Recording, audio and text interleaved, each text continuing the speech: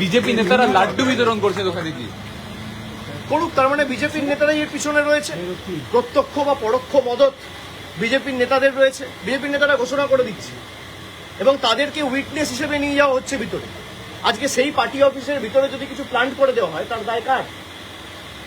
যিনি আমার বিরুদ্ধে ক্যান্ডিডেট হয়েছিলেন, দুবার লেজে গোবরে হেরেছে, তাকে উইটনেস হিসেবে বিজেপি নিয়ে গেছে। পার্টি অফিস যখন ভাঙা হচ্ছে, ভিতরে যখন মালপত্র নিয়ে আসা হচ্ছে, বিজেপির গেরুয়াধারী, গেরুয়া পতাকা, গেরুয়া উত্তরীয় পড়া গুন্ডারা মুখ ঢেকে, আপনারা তো দেখিয়েছেন, বেসিন, ফার্নিচার সব ভেঙে দেওয়া হচ্ছে, পৈতৃক সম্পত্তি এদের। আমরা বিচার ব্যবস্থার উপর আস্থাশীল আস্থা রেখেছি এবং আমরা হাইকোর্টের দৃষ্টি আকর্ষণ করে এই মামলা নিয়ে আগামী দিন হাইকোর্টে যাব এবং যাদের ভিডিওতে দেখা গেছে হাইকোর্ট সুপ্রিম কোর্ট করে যত দূর যাওয়ার যাব, এদের ব্যবস্থা ঠিক করবো আইন। আপনি যার কথা বলছেন তিনি বলছেন সেখান থেকে নাকি বুথ দখলের ষড়যন্ত্র হতো। বুথ দখলের ষড়যন্ত্র হতো তৃণমূলের পার্টি অফিস থেকে। বিজেপির কোন বুথের এজেন্ট বুঝতে পারেনি, তার তালিকাটা দিতে বলুন না। স্ক্রুটিনির সময় সে তালিকা দিতে পারেনি কেন? 2024-এ যখন নির্বাচন হয়েছে তার দুদিন পরে স্ক্রুটিনি হয়, স্ক্রুটিনিতে অভিযোগগুলো তোলেনি কেন? আর যদি অভিযোগ তোলে, স্ক্রুটিনি তো তৃণমূল কংগ্রেস ক্লিয়ার করে না, নির্বাচন কমিশন ক্লিয়ার করে। রিটার্নিং অফিসার তৃণমূল কংগ্রেস, রাজ্য সরকার, তৃণমূল সরকার অ্যাপয়েন্ট করে না, জাতীয় নির্বাচন কমিশন অ্যাপয়েন্ট করে। তাহলে তারা করতে পারেনি কেন? জিজ্ঞেস করুন। নাচতে না জানলে উঠোন বেকা। 14 দাঁড়িয়েছিল গোহারা হেরেছে, 24-এ দাঁড়িয়েছিল গোহারা হেরেছে। প্রতিহিংসার রাজনীতি। গোহারা হেরেছে বলে আজকে প্রতিশোধ নিতে নেমেছে। এর বিচার মানুষ করবে, চিন্তা করার কারণ নেই। আমার মানুষের উপর ভরসা, আস্থা রয়েছে। আর বাকি যদি কোনো প্রশ্ন থাকে কুণাল ঘোষ আছে।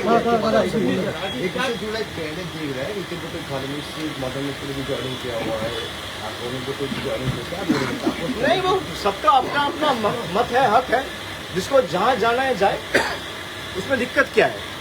लेकिन एक ईडी समन आते ही अगर आप चले जाओगे तो ये साफ है कि आप लड़ना नहीं चाहते हो, आप डरते हो, और डरते हो तभी झुकते हो।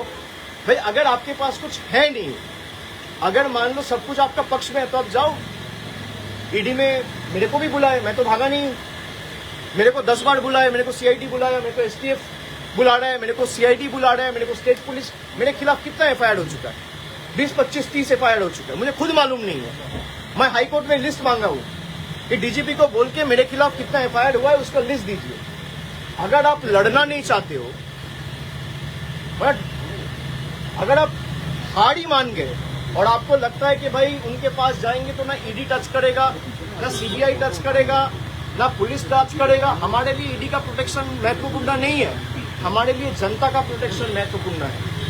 हम अगर झुकेंगे तो जनता के सामने झुकेंगे, हम अगर झुकेंगे लोकतंत्र में लोगों के सामने झुकेंगे, जनता के सामने झुकेंगे, दिल्ली के दरिंदों के सामने झुकेंगे नहीं। 21শে জুলাই চলে এলো, এখনো তো মঞ্চ বাঁধা হয়নি। 21শে জুলাই চলে এলো, মঞ্চ বাঁধা হয়নি। সব হবে, আপনারা তো চিন্তার কারণ নেই। 21শে জুলাই আসবেন কোয়ার করতে, আপনাদের জন্য প্রেশার আমাদের ব্যবস্থা করা সে তো ডেফিনেটলি। दादा रेबल ग्रुप में जो भी एमएलए जा रहे हैं, एमपी जा रहे हैं, आपके ऊपर ही मतलब दोषी ठहरा रहा है आपको कि आपकी वजह से हमने रेबल ग्रुप ज्वाइन किया। का स्क्रिप्ट है ना, वही बोलोगे तभी तो पुलिस से बचे रहोगे। अगर आप अभिषेक बनर्जी को 4 गाली नहीं दोगे तो पुलिस आपको नहीं छोड़ेगा। अगर आप गाली दोगे तभी आप बचे रहोगे। जो 4 तारीख के बाद जा रहे हैं, 4 तारीख के पहले चला जाता, मैं तो पहले भी था। भाई 24 में पार्टी जीत के आया, 29 आसन पार्टी जीता, तो अगर हार का जिम्मेदारी अभिषेक बनर्जी का है, 24 में जीत का जिम्मेदारी भी अभिषेक बनर्जी का है, मानोगे? और अगर किसी को मेरे से दिक्कत है, मैं तो चुनौती देता हूं। भाई 60 एमएलए गए, कुछ लोग गए, 20 एमपी गए, मैं आपको चुनौती देता हूं, आप लौट के आओ ममता बनर्जी के पास, 24 घंटे के अंदर मैं अपना इस्तीफा दे दूंगा। ओपन चैलेंज दे रहा हूं, आप लौट के आओ, 24 घंटे के अंदर मैं अपना इस्तीफा दे देता हूं। 24 घंटा, चलो 24 घंटा छोड़ दो, 1 घंटा मिलेगा और कम करता हूं। आप आओ, आप यही कह रहे हो ना अभिषेक बनर्जी छोड़ देगा? आप यही कह रहे हो अभिषेक बनर्जी छोड़ देगा? हम सब आ जाएंगे, आप आ जाओ, 3 बजे आ जाओ, मैं 4 बजे छोड़ देता हूँ। তাহলে তো কমন টার্গেট আপনার নাম।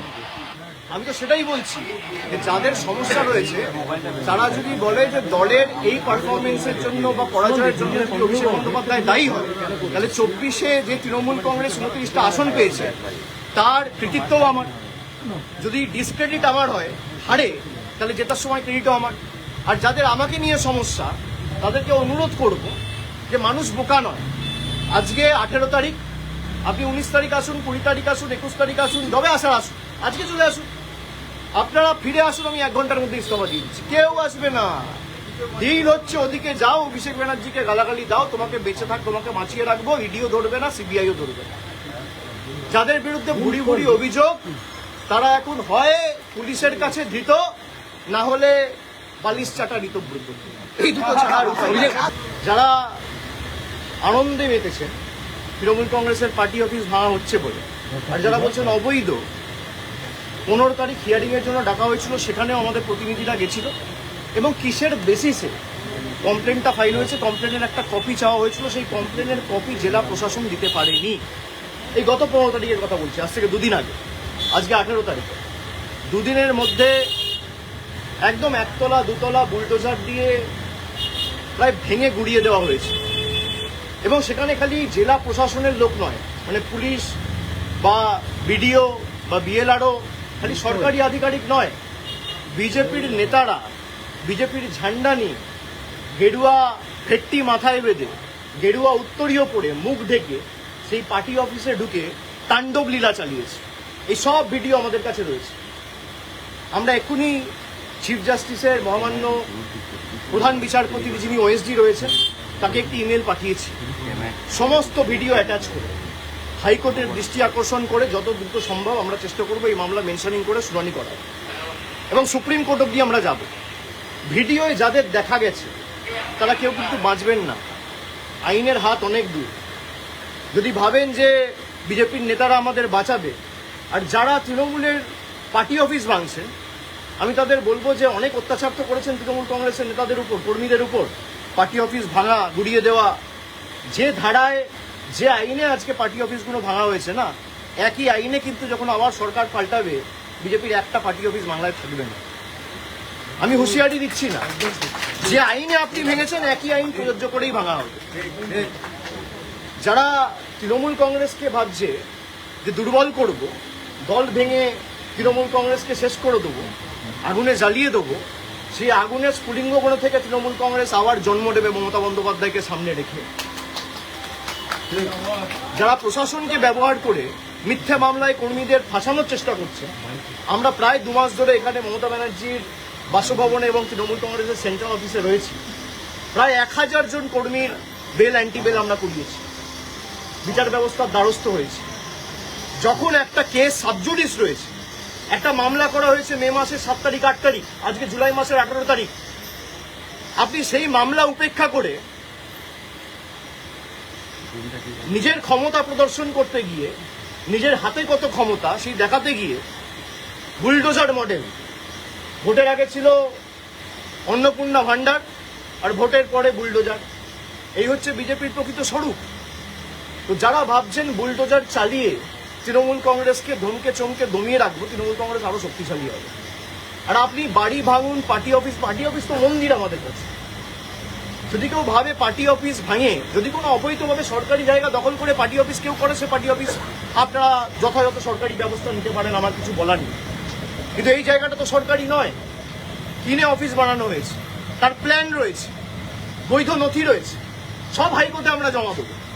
তারপরেও আপনারা ক্ষমতা দেখাতে গিয়ে যে পার্টি অফিস ভেঙেছে, প্রত্যেক ক্রিয়া সমান এবং বিপরীত প্রতিক্রিয়া আছে, এটা বিজেপির নেতারা যেন ভুলে না যায়।